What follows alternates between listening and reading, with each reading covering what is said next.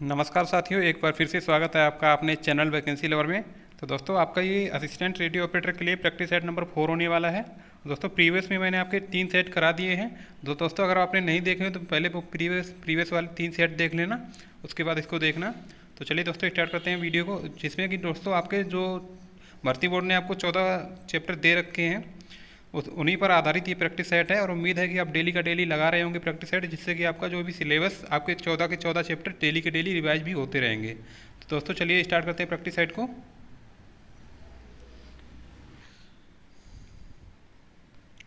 तो साथियों, सबसे पहले आप अपना सिलेबस देख लीजिए जो कि असिस्टेंट रेडियो ऑपरेटर के लिए है। दोस्तों, इसमें आपके टोटल 14 चैप्टर आने हैं। दोस्तों, जो आपके क्वेश्चन देखने को मिलेंगे परीक्षा में, वो इन्हीं चैप्टर से कहीं ना कहीं आपको क्वेश्चन देखने को मिलेंगे। और दोस्तों, इसमें जो आपका इंपॉर्टेंट अगर हम चैप्टर की बात करें तो दोस्तों, आप भौतिक जगत समापन बहुत अच्छे से पढ़ लेना, क्योंकि यहाँ पर आपसे मात्रक और विमात्रक दोनों पूछी जा सकती हैं। ठीक है दोस्तों। और जो आपका वैद्युत चुंबकीय प्रेरण हो गया दोस्तों, इलेक्ट्रिसिटी का जितना पार्ट है ना आपका, यहाँ से लेकर के यहाँ तक, तो दोस्तों ये सारा का सारा पढ़ लेना, क्योंकि दोस्तों जो आपकी जॉब रहने वाली है वो कहीं ना कहीं यहीं से रिलेट करेगी। इस वजह से यहाँ से आपको क्वेश्चन ज़्यादा देखने को मिलेंगे। तो दोस्तों, अब चलिए स्टार्ट करते हैं प्रैक्टिस सेट को।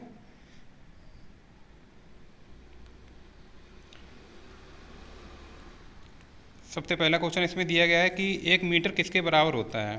तो दोस्तों, आपको पता होगा कि 1 मीटर आपका होता है 1 metre is equal to 10⁻⁶ micron. ठीक है दोस्तों। तो लेकिन इसमें पूछा गया है, तो इसका राइट आंसर आपका बी हो जाएगा। और दोस्तों, बाकी की जो यूनिट है इनको भी देख लेते हैं। बाकी सभी तो इनमें माइक्रोन में ही दिए गए हैं, तो इसका मतलब है कि आपका राइट आंसर बी हो जाएगा। चलते हैं नेक्स्ट क्वेश्चन पर। 42 नंबर क्वेश्चन कह रहा है कि विभवांतर को मापने के लिए खाली स्थान उपकरण का प्रयोग किया जाता है। तो दोस्तों, आपको पता होगा कि जो आपका विभवांतर होता है उसको मापने के लिए वोल्ट मीटर का यूज किया जाता है। और दोस्तों, बाकी के सारे ऑप्शन भी हम लोग देख लेते हैं। यानी कि जो आपका गैल्वेनोमीटर होता है उससे बहुत ही मतलब कम रेंज का विभवांतर नापते हैं। दोस्तों, गैल्वेनोमीटर से भी विभवांतर ही नापा जाता है, लेकिन बहुत ही कम कोटि का होता है वो। ठीक है दोस्तों। और जो आपका मीटर होता है, इससे आप विद्युत धारा का मापन करते हैं। एंड रेन गेज से वर्षा नापी जाती है। तो आपका ये ध्यान रखने चारों के चार मात्रक।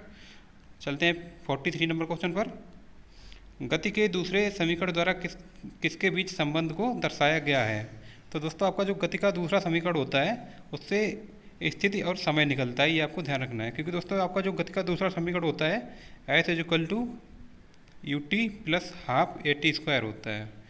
तो यहाँ से आप देख सकते हैं कि स्थिति के बारे में यानी कि समय के स्थिति के बारे में यानी कि एस के बारे में बात की जा रही है यहाँ पर, और समय के बारे में यानी कि टी के बारे में बात करी जा रही है। और दोस्तों, जब भी आपसे पूछा जाए कि गति का पहला समीकरण होता है वो किसके बीच संबंध को दर्शाता है, तो दोस्तों आपका राइट आंसर वेग और समय हो जाएगा। क्योंकि दोस्तों उसमें b बराबर u प्लस at होता है ना, b बराबर u प्लस at। तो दोस्तों, यहाँ पर कहीं ना कहीं वेग की बात करी जा रही है, और दोस्तों यहाँ पर समय की बात करी जा रही है। तो आपका राइट आंसर ए हो जाता है, अगर प्रथम नियम के बारे में पूछा जाता है। तो दोस्तों, ये दोनों चीज़ें आपको ध्यान रखनी है, परीक्षा में बहुत बार पूछी जा चुकी हैं। चलते हैं 44 नंबर क्वेश्चन कह रहा है कि एक टेस्ला का मान होता है। तो दोस्तों, अगर हम टेस्ला को गॉस में कन्वर्ट करें तो दोस्तों एक टेस्ला में 10⁴ गॉस होते हैं, ये आपको ध्यान रखना है।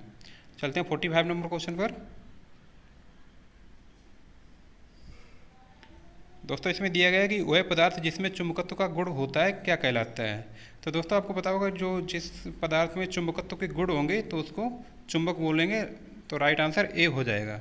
दोस्तों, आपकी चुंबक जो होती हैं वो 2 प्रकार की होती हैं, पहली होती है आपकी प्राकृतिक चुंबक, और दूसरी होती है आपकी कृत्रिम चुंबक। ये आपको ध्यान रखनी है, परीक्षा में पूछ लिया जाता है कभी कभी। अब देखते हैं 46 नंबर क्वेश्चन क्या कह रहा है। आयाम पंजीयन में संचरण बैंड चौड़ाई खाली स्थान के बराबर है। तो दोस्तों, आपका जो ASK होता है ना, आया एम्पलीट्यूड शिफ्ट कीइंग, तो दोस्तों इसके बारे में बात करी जा रही है। एम्पलीट्यूड शिफ्ट कीइंग जो होता है वो दोस्तों होता है मतलब ग्रेटर देन 2 गुणे बैंड चौड़ाई। तो दोस्तों 2 गुणे बैंड चौड़ाई मतलब बैंड चौड़ाई में आप अगर 2 का गुणा कर दें फिर भी ये इसके बराबर नहीं आता है ASK के बराबर। तो दोस्तों, बैंड चौड़ाई में अगर 2 का गुणा करेंगे फिर भी आपकी ASK जो होती है बड़ी होती है, ये आपको ध्यान रखना है। तो दोस्तों, इसमें कौन सा आपका राइट आंसर होगा, यानी कि आधार बैंड चौड़ाई के 2 गुने से अधिक होती है आपकी AS के। ये चीज़ आपको ध्यान रखनी है, क्योंकि दोस्तों अगर आपने कम्युनिकेशन सिस्टम पढ़ा हो तो वहाँ पर आपको अच्छे से ये चीज़ पता होगी कि एम्पलीट्यूड शिफ्ट कीइंग क्या होता है, ये आपको ध्यान रखना है।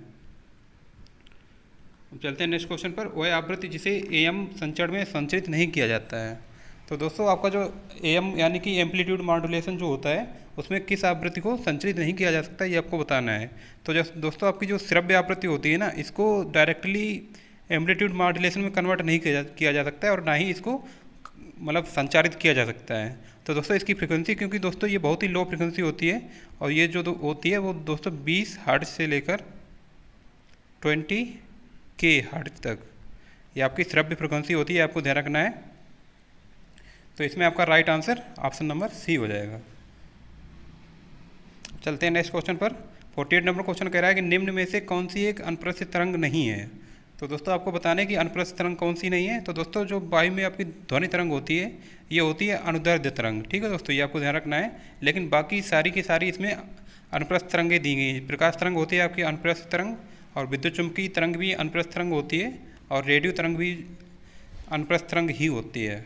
ठीक है दोस्तों, और अनुप्रस्थ तरंग होती क्या है? तो दोस्तों अनुप्रस्थ तरंग वो तरंग होती है जिसमें माध्यम के कण दोलन मतलब जो वाइब्रेशन करते हैं, और तरंग संचरण की दिशा के लंबवत होते हैं। ये आपको ध्यान रखना है। इसमें मतलब 90 डिग्री पे होते हैं माध्यम के कण। चलते हैं 49 नंबर क्वेश्चन पर। इनमें से कौन गणना का कार्य नहीं कर सकता? तो दोस्तों आपको तो इसमें सिंपल सा फंडा है कि आपका जो मोबाइल होगा, मोबाइल के अंदर भी कैलकुलेटर होता है, या फिर इसको मिनी PC भी बोलते हैं मोबाइल को।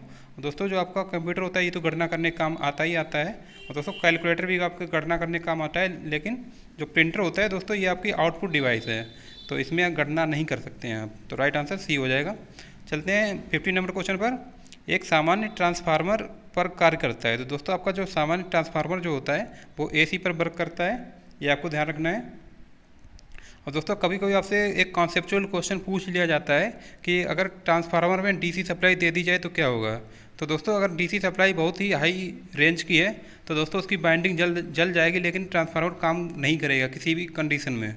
ठीक है दोस्तों, ये आपको ध्यान रखना है। मतलब ट्रांसफार्मर जो होता है वो आपका अल्टरनेटिव करंट पर ही काम कर सकता है। तो अब चलते हैं नेक्स्ट क्वेश्चन पर। 51 नंबर क्वेश्चन कह रहा है कि पावर ट्रांसफार्मर की कार्य प्रणाली का सिद्धांत क्या होता है। तो दोस्तों आपका जो पावर ट्रांसफार्मर होता है वो आपका फैराडे के नियम पर ही कार्य करता है। तो ये आपका राइट आंसर डी हो जाएगा। चलते हैं नेक्स्ट क्वेश्चन पर। दो माध्यमों के मध्य सीमा पर प्रकाश के मुड़ने की घटना किसके प्रभाव से होती है। तो दोस्तों प्रकाश के मुड़ने की घटना तो आपको पता होगी, जब भी कोई प्रकाश किरण होगी अगर वो मीडियम चेंज करेगी, तो दोस्तों इसमें मध्य सीमा बोला जा रहा है दो माध्यम, यानी कि जब भी वो मीडियम चेंज करेगी तो वो जो मुड़ती है ना, तो उसकी घटना को क्या बोलते हैं। तो दोस्तों जब भी आपकी अपवर्तन की घटना होगी ना, अपवर्तन, तो दोस्तों यहाँ पर आपका ये मीडियम मान लीजिए ये कोई कांच की स्लेट है, यानी कि यहाँ पर आपका डेंसर मीडियम है, और दोस्तों बाहर आपका रेयर मीडियम होगा। तो दोस्तों जब इसमें प्रकाश की किरण पड़ेगी, ये आपका अवलंब हो गया। जब भी प्रकाश की किरण मान लीजिए इस कोण पर पड़ी, तो दोस्तों ये आपका सीधी ना जाकर के थोड़ी इधर झुक जाएगी, यानी कि अवलंब की ओर झुक जाएगी। ठीक है दोस्तों, तो इस झुकने की क्रिया को ही अपवर्तन बोलते हैं, ये आपको ध्यान रखना है। तो दोस्तों इसमें राइट आंसर आपका सी हो जाएगा। चलते हैं 53 नंबर क्वेश्चन पर। 53 नंबर क्वेश्चन कह रहा है दोस्तों, ये क्वेश्चन ज़्यादातर कैंडिडेट गलत ही करते हैं इसको, तो इसको आप ध्यान से पढ़ना। मतलब इसमें दिया गया है कि 17 किलोग्राम का एक आदमी 50 न्यूटन के बल से एक 50 किलोग्राम के दूसरे व्यक्ति को धक्का देता है, तो 50 किलोग्राम वाले आदमी ने पहले व्यक्ति को कितने बल से धकेला है। दोस्तों अभी के लिए आप इस क्वेश्चन को पूरा भूल जाइए। सबसे पहले मैं जो समझाना चाह रहा हूँ उसको आप समझिए। मान लीजिए ये कोई आपकी दीवार है, जहाँ पर आप बैठे होंगे वहाँ पर ये कोई दीवार है जो कि बिल्कुल ठोस है। ठीक है दोस्तों, और इसके ऊपर कोई ना कोई छत होगी। तो दोस्तों इसमें आप धक्का लगा रहे हैं, मान लीजिए आप इसमें 10 न्यूटन का बल लगा रहे हैं। तो दोस्तों न्यूटन का जो तृतीय नियम होता है, क्रिया प्रतिक्रिया का नियम, तो दोस्तों वो ये कहता है कि जितना फोर्स एक वस्तु दूसरे वस्तु पर लगाएगी, उतना ही फोर्स दूसरी वस्तु भी पहली वस्तु पर लगाएगी। इसका मतलब ये हुआ कि आप अगर दीवार पर 10 न्यूटन का बल लगा रहे हैं, तो इसका मतलब ये है कि दीवार भी आप पर 10 न्यूटन का बल लगा रही है। ठीक है दोस्तों, अब यहाँ पर एक चीज़ ये देखिए कि आपका वजन कितना होगा। मान लीजिए खूब होगा तो 50, 60 या 70 किलो, लेकिन दीवार का वजन तो बहुत ज़्यादा होगा। यानी कि इसमें जब भी आपका क्रिया प्रतिक्रिया का नियम पूछा जाए तो उसमें आपको द्रव्यमान को तो देखना ही नहीं है। ठीक है दोस्तों, अब द्रव्यमान को नहीं देखना है तो इसमें अब चलिए दोस्तों इस क्वेश्चन को देख लेते हैं कि 70 किलोग्राम का आदमी 50 न्यूटन के बल से एक 50 किलोग्राम के दूसरे व्यक्ति को धक्का लगाता है, तो 50 किलोग्राम वाले आदमी ने पहले व्यक्ति को कितने बल से धक्का दिया है। तो दोस्तों यहाँ से आपको सिर्फ बल को बराबर करना है, यानी कि 50 न्यूटन का आदमी पहला वाला था, तो दोस्तों जो दूसरा वाला आदमी होगा वो भी 50 न्यूटन का ही बल लगाएगा, यानी कि राइट आंसर आपका ए हो जाएगा। यहाँ पर जब भी क्रिया प्रतिक्रिया का नियम आपसे लगवाया जाए तो दोस्तों वहाँ पर आपको द्रव्यमान नहीं देखना है, इसको बिल्कुल भूल जाना है। ठीक है दोस्तों, और यही आपका दीवार वाला आप कॉन्सेप्ट याद रखना है, इससे आप मतलब ज़्यादा कन्फ्यूज नहीं होंगे। चलते हैं नेक्स्ट क्वेश्चन पर। बल द्वारा किया गया कार्य धनात्मक होता है जब, तो दोस्तों जब, क्योंकि दोस्तों आपका जो कार्य की जो समीकरण होता है वो आपको मैं बता देता हूँ कि W is equal to F into D cos theta हो जाएगा। तो दोस्तों यहाँ से आपका थीटा कब प्लस होगा ये आप देख लो।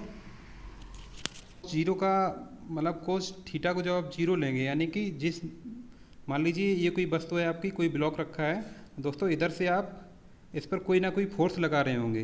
ठीक है दोस्तों, ये वस्तु भी इधर की तरफ ही विस्थापित हो रही है जिस तरफ से आपने बल लगाया है, तो दोस्तों आपका जो कार्य होगा वो प्लस आएगा, यानी कि यहाँ वस्तु और यानी कि बल, आपका बल और विस्थापन के बीच में जो आपका एंगल बनेगा वो दोस्तों जीरो बनना चाहिए, तभी कार्य धनात्मक आपका आएगा। ठीक है दोस्तों, यानी कि जब आपकी थीटा की वैल्यू जीरो होगी तो दोस्तों जब थीटा की वैल्यू जीरो हो जाएगी तो कोस जीरो की वैल्यू आपकी 1 हो जाएगी, यानी कि जितना कार्य बल आप लगाएंगे और जितना विस्थापन होगा उसका गुणनफल ही, जो भी गुणनफल आएगा लेकिन वो प्लस में ही आएगा। ठीक है दोस्तों, तो ये आपको ध्यान रखना है। मतलब इस तरह का आप ये सबसे पहले आप फार्मूला रट लीजिए, W is equal to F into D cos theta. तो दोस्तों यहाँ से जब भी आपसे प्लस पूछा जाए तो इसका मतलब थीटा को आपको जीरो करना है। थीटा को जीरो जैसे ही आप कर देंगे तो कोस थीटा की वैल्यू मतलब कोस जीरो की वैल्यू आपकी 1 आ जाएगी। तो दोस्तों यहाँ से आपका right answer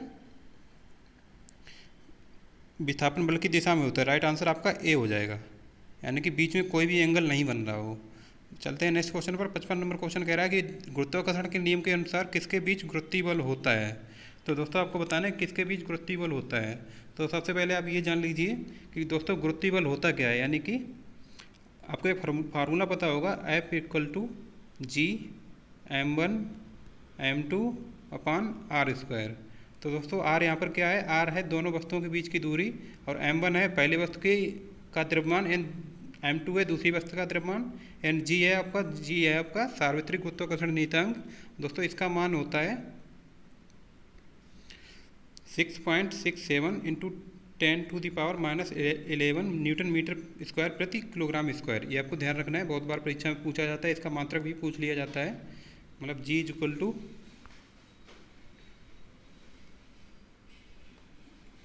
6.67 into 10⁻⁻11 newton metre square प्रति किलोग्राम स्क्वायर।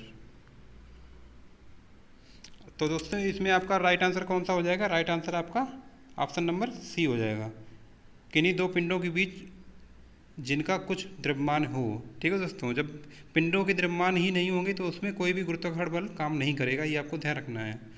चलते हैं नेक्स्ट क्वेश्चन पर, जिसमें दिया गया है कि इलेक्ट्रिकल वायर हेतु अंतर्राष्ट्रीय रंग कोड के अनुसार निम्न में से कौन सा विकल्प न्यूट्रल वायर दर्शाता है। तो दोस्तों इस क्वेश्चन को आप अभी मैं तीनों पॉइंट आपके क्लियर कर देता हूँ। तो दोस्तों जब भी आपकी वायरिंग होती है ना दोस्तों, वहाँ पर आपके 3 वायर लिए जाते हैं। एक तो आपका होता है लाल वाला, जिसको आप रेड बोलते हैं, रेड वायर, दोस्तों ये लाल होता है, और एक होता है आपका काला, और एक होता है हरा। दोस्तों जब भी वायरिंग की जाएगी तो वहाँ पर 3 वायर आपके यूज किए जाते हैं, लाल, काला और हरा। दोस्तों जो लाल होता है उसमें आपकी इलेक्ट्रिसिटी कंडक्ट करती है, यानी कि इसको विद्युत तार भी बोल देते हैं यहाँ पर, और आम बोलचाल की भाषा में कभी कभी इसको गर्म वायर भी बोल देते हैं, गर्म वायर यानी कि हॉट वायर, मतलब इसको गर्म तार भी बोलते हैं। और दोस्तों जो आपका काला होता है ना, काला होता है आपका न्यूट्रल वायर, इसको बोलते हैं उदासीन तार, उदासीन, या फिर इसको ठंडा वायर भी बोल देते हैं। और दोस्तों जो आपका हरा होता है ना दोस्तों, हरा क्या होता है, आपकी जो पृथ्वी होती है वो हरी भरी होती है। तो दोस्तों यहाँ से आपको ध्यान रखना है कि पृथ्वी अगर हरी भरी होती है तो हरा वायर आपका अर्थ के लिए यूज होता है। ठीक है दोस्तों, तो दोस्तों आपकी जो वायरिंग होती है उसमें टोटल 3 तरह के वायर यूज होते हैं, लाल, काला और हरा। लाल जो होता है उसमें विद्युत कंडक्ट करती है, इसको गर्म वायर भी बोलते हैं। और दोस्तों जो आपका काला होता है उसको न्यूट्रल के लिए यूज करते हैं और उसको ठंडा वायर भी बोलते हैं। और दोस्तों जो हरा होता है उसको अर्थिंग के लिए यूज करते हैं। ये आपको ध्यान रखना है तीनों के तीनों पॉइंट। तो दोस्तों इसमें आपका कौन सा आंसर राइट होगा? दोस्तों इसमें न्यूट्रल के लिए पूछा गया, न्यूट्रल के लिए काला वायर यूज करते हैं, राइट आंसर सी हो जाएगा। अब 57 नंबर क्वेश्चन कह रहा है कि 50 किलोग्राम द्रव्यमान का एक लड़का 45 सीढ़ियाँ 10 सेकंड में चढ़ता है। यदि प्रत्येक सीढ़ी की ऊंचाई 16 सेंटीमीटर है तो उसकी शक्ति ज्ञात कीजिए। तो दोस्तों आपको पता होगा कि शक्ति ज्ञात करने से पहले सबसे पहले आपको कार्य पता होना चाहिए, क्योंकि दोस्तों शक्ति इज इक्वल टू होता है कार्य अपान समय। तो दोस्तों अगर हम कार्य निकालने की कोशिश करें तो दोस्तों ये कोई सीढ़ी है जो कि इस तरह से बनी हुई है और कोई व्यक्ति यहाँ से यहाँ तक जाता है। तो दोस्तों यहाँ से यहाँ तक हाइट कैसे पता चलेगी आपको? क्योंकि दोस्तों आपको 45 सीढ़ियाँ दी गई हैं और प्रत्येक सीढ़ी की ऊंचाई भी दी गई है कितनी? 16 सेंटीमीटर। ठीक है दोस्तों, अब 16 सेंटीमीटर को अगर आप मीटर में चेंज करेंगे तो 1600 का भाग भी देना पड़ेगा। और दोस्तों जब इसको सॉल्व करेंगे तो दोस्तों कुल आएगा 7.2 मीटर।